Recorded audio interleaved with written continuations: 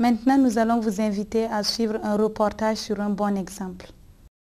Aline, est-ce que tu te sentais libre de poser des questions à la maman? Bon, par exemple, en ce qui concernait l'habillement, je veux porter tel habit, je peux demander, je pouvais poser la question à la maman, est-ce que cet habit est bien, est-ce que je peux porter cet habit, est-ce que, ainsi de suite. Ça c'était possible, par exemple. Et aussi, est-ce que je dois sortir, est-ce que je dois aller à tel endroit, et ainsi de suite. Et bon, ça aussi, bon, c'était possible. Mais à certains domaines, pour lesquels c'était difficile de poser des questions parce qu'on se disait, il y a des domaines classés comme tabous et tout ça. Mais je me dis, le moment où nous avons vraiment commencé à poser des questions, c'est quand on a instauré les réunions de famille à la maison où chacun était amené à poser des questions et à parler de sa vie. Et comment vous avez trouvé le fait de donner l'éducation sexuelle à vos filles? Est-ce que ça a été difficile? Ça n'a pas été une chose facile pour moi, dans la mesure où pour les gens de notre génération, parler de la sexualité, c'est vraiment un sujet tabou. Et donc, ce n'est pas de façon naturelle que cela se fait. Je sais simplement que dès notre jeune âge, on nous a inculqué les valeurs chrétiennes.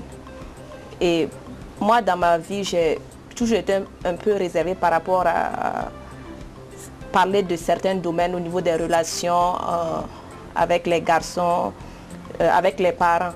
Mais je savais ce que Dieu voulait par rapport à ça, ce que Dieu demandait de nous. Et donc, j'ai vu aussi que mes parents aussi étaient un modèle, un exemple. Et donc, j'ai moi-même conduit ma vie conformément à ce que Dieu voulait, conformément à ce que je voyais vivre chez mes parents.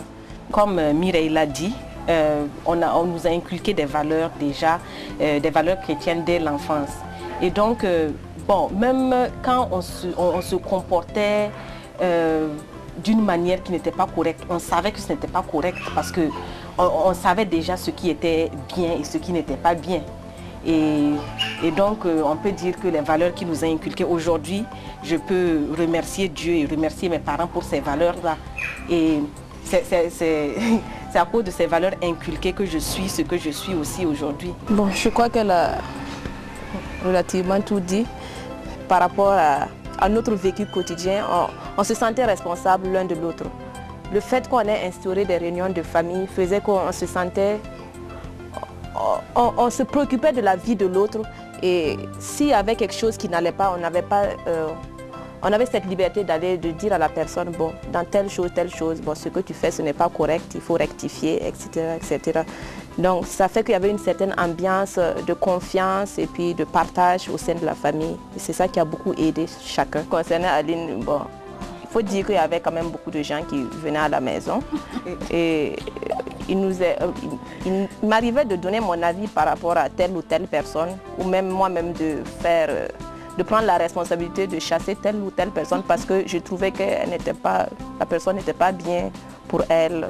Oui, bon, j'écoutais, mais je ne suivais pas forcément.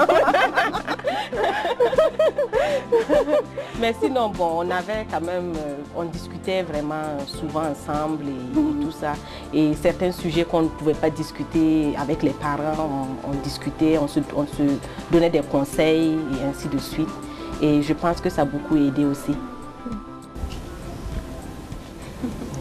Les filles ont dit tout à l'heure, on parlait tout à l'heure des réunions de famille. C'était une astuce que nous avions trouvée parce que nous sentions qu'il fallait un cadre où les enfants pouvaient librement s'exprimer, parler même de leur vie sentimentale et recevoir des conseils de notre part. On est là avec les deux filles, mais on sait qu'il y a aussi des garçons, il y a aussi 4 garçons.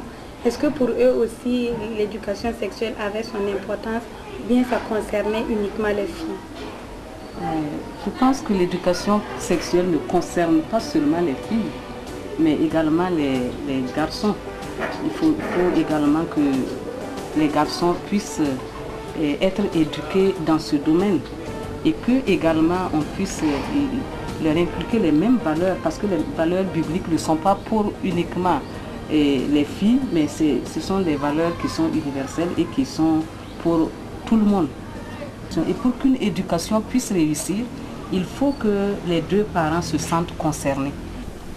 Madame Napon, quel est votre mot de la fin? Il faudrait que les parents considèrent la sexualité comme quelque chose de normal.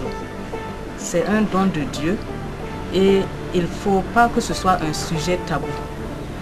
Et deuxièmement, il faudrait que l'éducation sexuelle se fasse très tôt.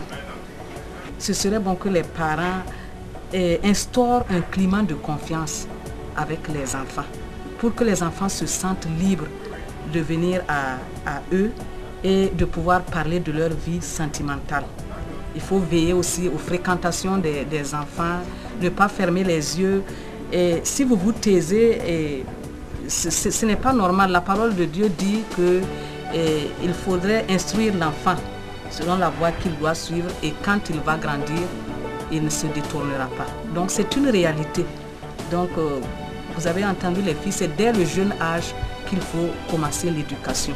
Et l'éducation sexuelle est une partie de l'éducation en général qu'on doit donner aux enfants.